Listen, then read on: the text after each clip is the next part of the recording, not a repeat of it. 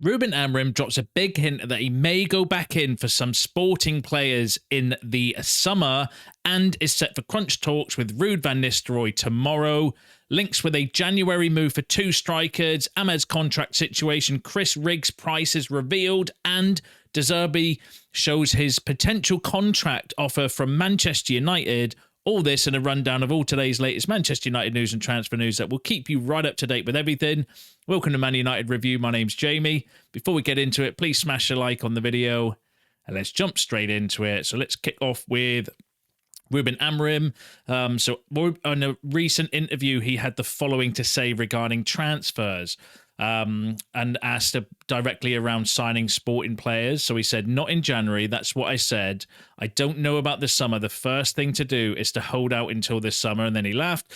And then the sporting players are very good players. We'll see. That was an interview that he did with TNT Sports. So kind of hinting that actually, yes, he's not going to sign any players from Sporting in January. We know that already because he has already confirmed that in recent interviews. But refusing to rule out signing potential players in the summer, which is really, really interesting because, you know, we know that there are already links at Man United with sporting players. We've got Inacio, Diamonde, Humeland, Gyokeres, got an update on him in a second, Cuenda. They're kind of players that we have already been heavily linked with from Sporting even before Amorim came in. And then obviously with that connection, I think like if they're good players, I think we might go for them. And then but it'll be for the summer, like Amorim said himself. But really interesting that he kind of refused to rule out going back in for Sporting players in the summer when he had the kind of perfect opportunity to do that. Obviously, we'll know more over the next few weeks and months regarding all the transfer situation, but I thought that was really interesting and a kind of bit of a tell maybe for me that actually, look, he kind of praised his players. We'll see, is what he kind of said regarding that. So let me know what you think about that in the comments. Now, obviously, one of the other things he's going to have to deal with is Ruud van Nistelrooy situation. So Chris Wheeler from the Daily Mail said it feels less and less likely that Ruud van Nistelrooy will stay at Manchester United. And then we had the Sunday People saying that Ruben Amorim will hold crunch talks with Ruud van Nistelrooy on Monday to thrash out the Dutchman's future. It is looking likely that he might not stay. But again, I like the fact that, like, why would he not have a chat with him and see, because you never know, Ruben might say, actually, I like the cut of your jib and I like your attitude and I like what you've done with the club. So actually, maybe he does find a role for him. And if it's a role that Ruud wants to accept, then that's still not beyond the realms of possibility, although there are more signs that it's not going to happen and that Ruud's going to part ways from United because Amorim wants to bring in his own kind of coaching staffs. But, you know, at least he's going to have the opportunity to speak to him and ultimately make that decision himself, it is what it is. And then also he had the following to say regarding one of the players that's obviously played under him in Ugarte. So Ruben Amorim said, all the Uruguayans I managed are incredible, and that's why I love the Uruguayans. Ugarte is a very talented boy and has a lot of room to grow. I am very happy to know I have him back at Manchester United. So again, that's a really interesting kind of thought, because obviously Amorim did play Ugarte, and I remember bringing this in a previous video from Statman Dave saying that while Ugarte was at Sporting, he was ranked in the top 1% of midfielders in Europe for the following per 90 metrics here. So passes, completion, ball recoveries, tackles and interceptions, tackles attempted, tackles won, and shot created via defensive actions. So Manuel Ugarte was one of the, you know, top midfielders in the world for those metrics while he played under Ruben Amorim, which is really, really exciting to see how he can kind of see if he can, you know, come in, get the best out of Ugarte. I like Ugarte. I think he's got real potential and is still only young and developing as well. And who better to get the most out of him would be his previous manager. But I do reserve a little bit of caution because the same things were being said with Donny van der Beek when Erik Ten Hag came in. But, you know, I think it would be slightly different because Ugarte's already he's getting more game time, I would say, over the last few weeks, especially under Ruud. Ruud seems to be playing him way more than Ten Hag did, which is ultimately, you know, not the reason, but could have contributed to why he's no longer our manager. But let me know what you think about that in the comments. I thought really interesting updates. So Amorim kind of refusing to, totally rule out going back in for sporting players. Also set for talks on Monday with Ruud van Nistelrooy to discuss his kind of future. So obviously subscribe to the channel. I'll bring you any updates or any developments on that. But then also kind of bigging up Ugarte, saying that he's a special player and he's kind of looking forward to working with him again as well. So all positive for me. But let me know what you think about those in the comments. Now let's move on to some transfer news. So one of the players we've just mentioned that obviously played under Amorim is a sporting player, not one that we're going to go for in January, but potentially could be going for in the summer. Heavily linked with us, especially because of his form and everything like that, is Viktor Gyokeres. Now Manchester United want to sign Viktor Gyokeres. He is already a hot candidate at the club. That came from Christian Folk, who is a very credible source. More so, I would say, though, for German and Bayern Munich stories, not the most credible when it comes to news stories outside of Germany, is my kind of opinion on Christian Folk. We do know that Bayern Munich potentially are interested in Viktor Gyokeres as well, so there might be some kind of, there might be some credibility in that. But Christian Folk is a really good, reliable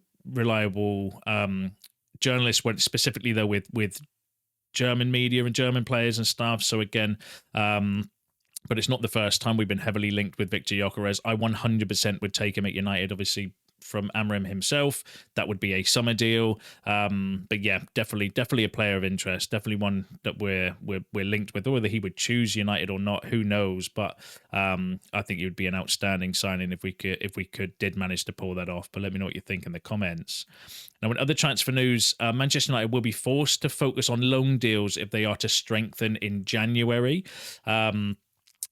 Which, some of you have mentioned that in the comments as well, because obviously we don't know how much funds United have got. We know we're kind of restricted with PSR rules, plus the fact the financial outlay we've just had to pay out for obviously getting rid of Ten Hag and bringing Amorim in, playing his release clause and stuff. But sometimes, I can't remember who it was it might have been Ben Jacobs a while ago. I'm sure I covered this on a story that he was saying that sometimes if you sack a manager, you don't give them an upfront fee. You'll just carry on paying their wages for a period of time. And then if they get another, like severance pay, where you'll just keep, instead of giving them a big lump sum, you'll just continue to pay their salary until they find another job. So who knows whether there's some kind of deal that United did with Ten Hag rather than giving him the cash up front. That's not been reported, but it's not beyond the realms of impossible. But I know, again, some of you have said in the comments that, maybe loan deals for January, something that we need to look at because of the PSR restrictions. We'll obviously have to wait and see on that. And remember, I brought you this the other day, saying that Manchester United are looking to sign an affordable striker in January. Obviously, loan deals would be affordable for United. And then, lo and behold, we've been linked with a couple of strikers. So TBR Football understands that Paris Saint-Germain are ready to allow Randal, Kolo, Muani to leave on loan in January, and Premier League interest in the notion is growing. We can now confirm that the belief is that PSG will allow him to leave on loan, has alerted a number of Premier League clubs. Arsenal do need a striker in the winter window, and Kolo Muani would be just what the doctor ordered at the Emirates. Unfortunately for Arsenal, Manchester City, Manchester United and West Ham are also exploring this option. Now, that came from Graham Bailey, who is not the most credible source, being completely truthful with you, but again, it's not the first time we've been linked with Muani. The reports were before about potentially signing him. So if he's available for loan, would fit the previous stories saying about being cheap and an affordable striker, get him in on loan. How would you feel about that, Muani? It's a weird one because obviously he's not had the best of time at PSG, but his form for Stuttgart before that was outstanding. And I think with sometimes, players are a victim of the club and the situation that they're at. I always kind of refer back to Kevin De Bruyne and Mo Salah, who weren't exactly the best at Chelsea, and they've gone on to be pretty decent since they left Chelsea. So I do kind of reserve a little bit of judgment on players for that reason, because sometimes players just don't suit a certain club, and that's it. And there could be the case there for Muani. Obviously, other clubs are linked. 7 league appearances this season, 2 goals, not the best. Can play on the flanks though if needed as well. Can play on the right and the left wing. Good age, 25. Again, there are examples of players that have been at clubs, not done very well, and then gone on to do really well. So I always have that in the back of my mind when it comes to judging players. Stuttgart, though, 32 appearances in the league, 15 goals, 14 assists. Like he was absolutely outstanding. There's a reason PSG paid 70, was it nearly 80 million pounds, 77 million pounds, I think it was, for him, was because he was absolutely on fire for Stuttgart. Obviously, it hasn't quite worked out at PSG, but then there are examples of players that have gone to PSG and it's not quite worked out for them there as well. I do think it's one of those sort of clubs. But if you could get him in on loan, I wouldn't necessarily be against that. Yeah, I wouldn't be. I don't think I would be against that at all if it was a half a season loan. I don't know, maybe some kind of option to buy, see how he gets on, and if it's not, doesn't work out, see you later. Off he goes back. He's done a kind of job. If it works out well, maybe it's an option for the summer. If we weren't going to go in for Gyokeres, or if he decided not to come, it would be another option. But let me know what you think about that in the comments. Now, another striker we've been linked with, and we were linked with him in the summer as well, was Jonathan David. So Manchester United are among several Premier League clubs interested in Lille striker Jonathan David ahead of his contract expiry in June 2025. Corriere dello Sport has revealed. That's an Italian outlet. Not the most credible, being honest with you. According to reports, David could leave the League One side as early as January with 6 months left on his contract and could be available for a cut price free, estimated between 13 and 16 million pounds. According to Gimme Sports sources, incoming manager Ruben Amorim will have the opportunity to make changes to his United squad in January. So again, another player or another striker that would fit the kind of bill of being kind of cheap deal for January. The only thing I would worry about that is if you sign Jonathan David permanently, where does that leave Gyokeres for the summer?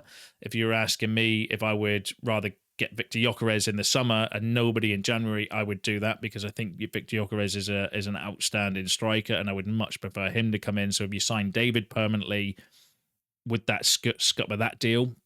Possibly, but then, you know, who knows what's going to be going, who knows what the kind of plan is for United in the transfer window, because it could all change with Amorim coming in. As I mentioned this in previous video, our transfer priorities could totally shift if Ruben Amorim comes in, because, and I was thinking about this before actually, if we go back to the Uruguayan story from where Amorim said he loves playing with Uruguayans, like one player, you know, potentially that would fit that mold in a problem position that we've got at left wing is Araujo.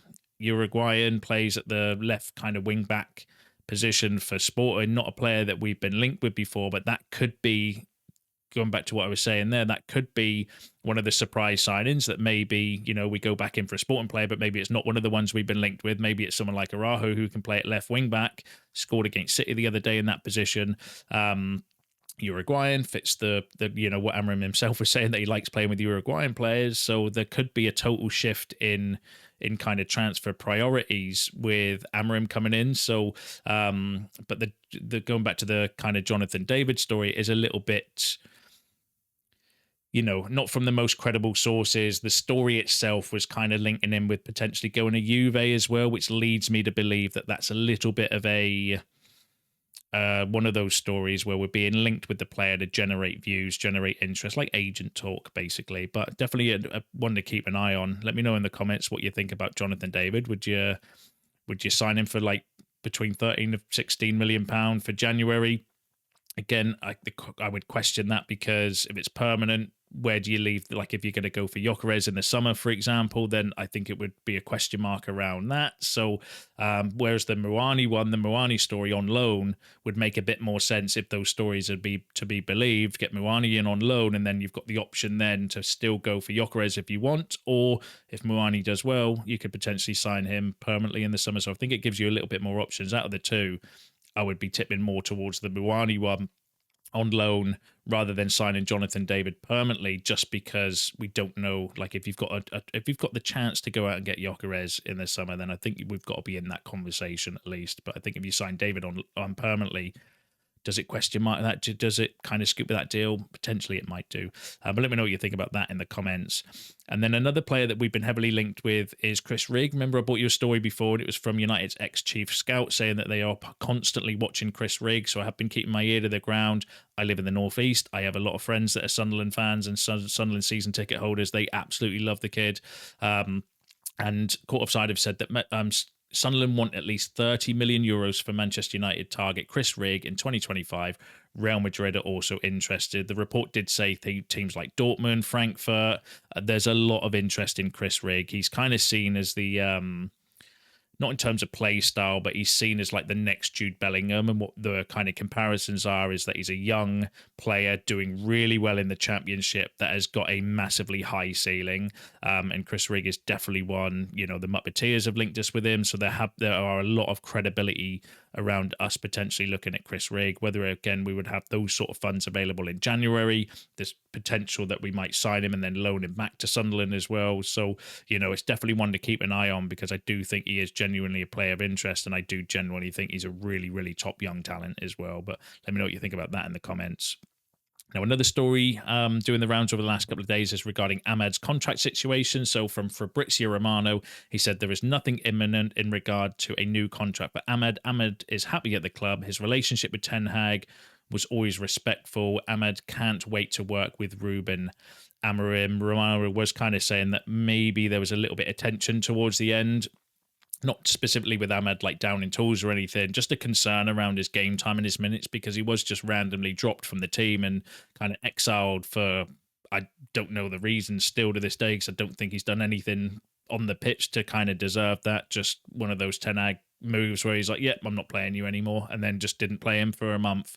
You know, but nothing imminent with Ahmed, but he is, I think he would sign the new deal if it was on the table, or they're in negotiations, I think, for the new contract. But I think United are quite kind of chilled about it, because they do have a +1 option on his contract. So, but yeah, let me know what you think about Ahmed in the comments. And then the final story I've got for you is regarding De Zerbi. So following Marseille's 3-1 loss to Auxerre, Roberto De Zerbi used a projector to display a blurred out contract offer from Manchester United. He allegedly told his players, "This is what I could have been. This is where I could have been, but I put my passion before money. I came to Marseille for the passion." Apparently, De Zerbi was not happy with the performance and was, you know, threatening to quit and all sorts. That came from L'Equipe, and apparently he put his contract offer from Manchester United on a projector for the players to see what he turned down, you know, as a kind of motivating factor, I think, for the players, which is interesting because, you know, was Ten Hag always doomed to fail? Because if De Zerbi actually had a contract offer that he refused to then go to Marseille, you know, what does that say around how Ineos actually thought about Ten Hag? We know that there was heavily links with Tuchel. For some reason, that deal fell through as well. So he was never really, even though they put it out to say, he's our man and we're backing him and stuff. Do you know what I mean? Actually, I don't think they did. Going off of that, if De Zerbi had a contract offer that he refused to go to Marseille, and then if Tuchel refused a contract offer as well, he clearly wasn't your man. So does that mean that he was kind of set up to fail to start with? I think so. Clearly wasn't wanted. Was it a case that actually we couldn't get anybody else, so we've stuck with Ten Hag? Then they did back him, you know, with the players and stuff. I don't want to say that they didn't kind of back him, because they did. But was he always destined to fail? Was it as soon as something goes wrong, we're gonna kind of bite the bullet and move on, which is ultimately what happened. But again, I think it's just the performances that have caused the Ten Hag situation. No point dwelling on it now, though. What's done is done. We've got Amorim coming in tomorrow. I'm massively excited about that. But let me know what you think about all those stories discussed in today's video. Do enjoy reading your comments, so get involved. Thank you for getting involved as well for those that do. Don't forget to smash a like on the video on your way out. Subscribe to the channel if you are new, and I will see you in the next one.